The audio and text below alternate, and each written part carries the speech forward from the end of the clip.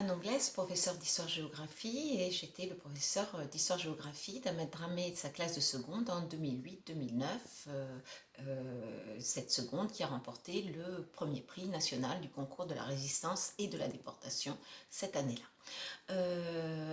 Cette classe de seconde, eh bien, c'était une classe assez classique d'élèves qui rentraient, qui rentraient au lycée en étant très contents d'arriver au lycée, mais qui n'avaient pas très envie de se mettre au travail et qui ont conservé relativement longtemps, jusqu'aux vacances de la Toussaint, un comportement de collégiens avec des choses auxquelles nous n'étions pas très habitués, notamment des bagarres et beaucoup de dissensions. Ce lycée dans lequel ils entraient est un lycée qui est situé en zone d'éducation prioritaire. C'est néanmoins un lycée qui présente une assez grande mixité et c'est un lycée qui a une identité forte avec des enseignements culturels, enseignement du cinéma et de l'histoire des arts. L'histoire des arts, c'était un des enseignements que faisait cette classe plutôt par défaut. Ça ne faisait pas grand sens. Cette année-là, la documentaliste du lycée, Sylvette Hommage, qui était également qui était donc professeur documentaliste au lycée depuis quasiment la fondation du lycée en 1977, a proposé, comme elle le faisait tous les ans, m'a proposé d'engager cette classe spécifiquement puisqu'elle posait des problèmes sur le concours. Je n'y étais qu'à moitié ouverte et puis des événements sont survenus qui m'ont amené à revoir ma position. Alors en fait, 2008-2009, moi je suis un professeur un peu fatigué et assez déstabilisé dans ma vie privée notamment. J'ai besoin de projets. Le contexte est assez particulier aussi. Le premier aspect de ce contexte, eh bien, c'est celui de la disparition des témoins. Sam et Rosine Radzinski, qui venaient régulièrement au lycée témoigner, ont disparu en 2004-2005. Lucie Aubrac, qui est venue aussi témoigner, est morte en 2007. C'est le moment où on a le sentiment que nous sommes entrés dans l'ère des derniers et que le passage de témoins doit s'opérer, qu'il y a une sorte d'urgence. C'est aussi 2008-2009, une année difficile pour les élèves de banlieue auxquels on renvoie l'image de racailles abondamment diffusées dans les médias et de territoires qu'ils habitent, qu'on se propose de nettoyer au Karcher. C'est une année effectivement compliquée en termes d'identité pour eux.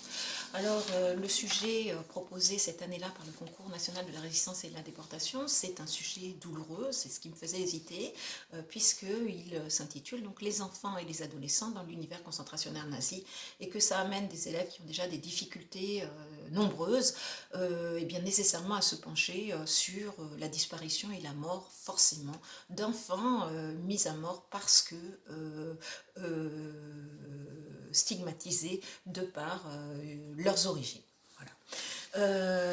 Le projet s'enclenche en novembre en fait et s'achève en mars, donc sur un temps extrêmement resserré, avec des élèves que je mobilise d'emblée sur le projet collectif, avec l'idée qu'on va faire modestement, parce que nous manquons de temps, un dossier papier, et l'idée que ça va s'articuler autour de deux thèmes, les traces laissées par ces enfants, et puis également la représentation, puisque finalement ce qui reste d'eux, c'est aussi une construction d'images diverses et variées. Et là, l'idée, c'était de travailler sur des films, des bandes dessinées, etc., voire de la littérature. Les temps déterminants pour les élèves ont été ceux d'abord d'une rencontre qui était organisée par le département à la préfecture, qui accueillait de nombreuses classes du département engagées dans le concours et qui a permis à mes élèves d'abord de rencontrer et d'écouter trois témoins dont Maurice Kling et dans un second temps une rencontre au lycée sur un temps beaucoup plus long avec Léon Ziegel. À partir du moment où les élèves ont rencontré Léon Ziegel, leur travail, je dirais, a pris encore plus de sens. Les élèves ont donc rendu leur travail fin mars. Au mois de juin, ils ont été récompensés par le premier prix départemental. Et mois de novembre ou décembre 2008, je ne sais plus exactement, ils ont reçu collectivement le premier prix national donc pour ce travail qu'ils avaient fait ensemble, et ils ont pu le recevoir en se rendant tous au cercle du combattant, ce qui est assez exceptionnel puisqu'en général les élèves qui reçoivent le prix sont 3 ou 4 délégués par la classe. C'est finalement la fin de l'histoire.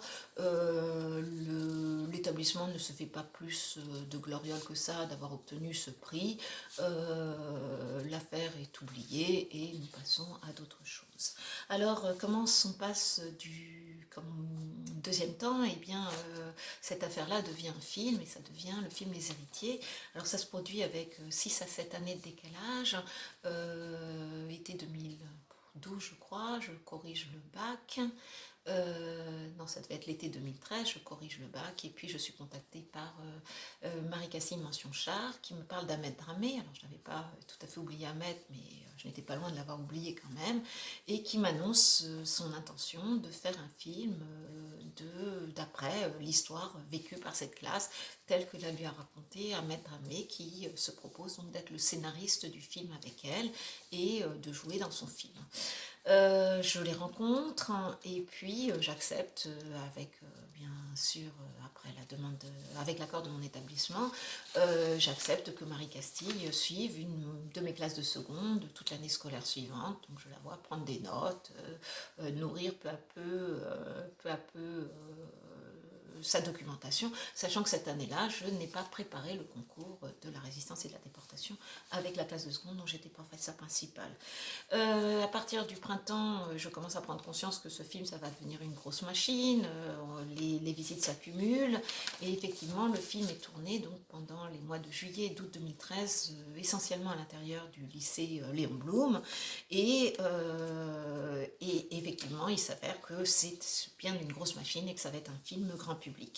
Alors, les variations entre le film et l'histoire vécue par la classe, c'est d'abord des variations sur le temps. Effectivement, l'histoire est inscrite dans une année scolaire. On sait que le temps du concours, de la résistance de ce concours n'est pas tout à fait le même, puisque les élèves sont récompensés en général quelques mois, entre 4 et 6 mois après la fin de leur année scolaire. Ça, c'est la première différence. La deuxième différence, c'est que dans le film, on voit que certains élèves se désolidarisent du projet. Dans la réalité, tous les élèves ont participé au projet. Et enfin, eh bien, Ahmed a mêlé des souvenirs du collège au récit de sa classe de seconde, et peut-être que certains traits d'élèves un peu dissipés, perturbateurs, ont été accentués dans le film. Alors voilà ce qu'on peut dire très rapidement. Ce qui est en revanche restitué, et bien sûr ce dont aucun professeur n'a conscience, c'est tout ce qui s'est joué dans les intervalles entre les temps de cours et de travail, à savoir la manière dont les élèves se sont fait fort, fait fort auprès de leurs camarades d'arriver au bout de leur projet, la manière dont ils se sont intéressés à ce qu'ils lisaient, la manière dont ils ont pu travailler de manière individuelle. Tout ceci échappe à l'enseignant qui, par définition, rencontre ses élèves essentiellement dans le temps des cours, puisque pour moi il s'agit de temps des cours et pas de temps volontaire. Voilà. Alors un dernier point sur le concours national de la résistance et de la déportation. C'est un concours qui a été créé en 1961 par un résistant et déporté devenu inspecteur général de l'éducation nationale qui s'appelait Louis François. Le concours a été créé en 1961. Aujourd'hui, 40 000 élèves environ, peut-être plus maintenant, y participent. En tout cas, en 2015, on avait à peu près dénombré un peu plus de 40 000 élèves qui y participaient chaque année. Ça fait beaucoup d'élèves impliqués qui peuvent faire des travaux individuels ou collectifs.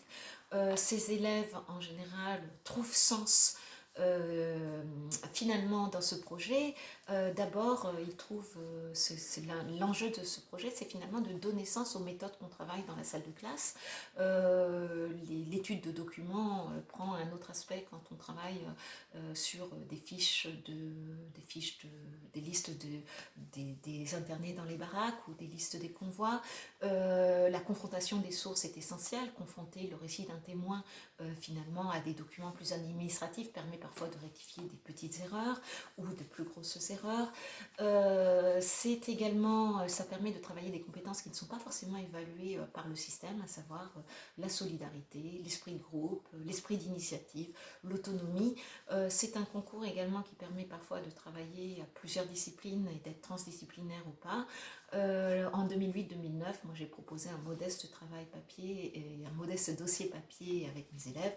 Il me semble qu'aujourd'hui il ne serait peut-être pas primé parce que c'était vraiment quelque chose d'assez modeste. Il s'articulait autour des traces et de la représentation des adolescents essentiellement disparus dans les camps. En tout cas, ça a permis à mes élèves, je crois, d'abord de belles rencontres, ça leur a donné confiance en eux et ça les a placés sur une dynamique de réussite. Et je crois que c'est la force du film de Marie-Castille Mention Chat que de le montrer, que de montrer combien ce type de projet eh bien, peut transformer finalement la trajectoire et peut-être, mais ça c'est plus ambitieux, le cours de la vie de certains de nos élèves.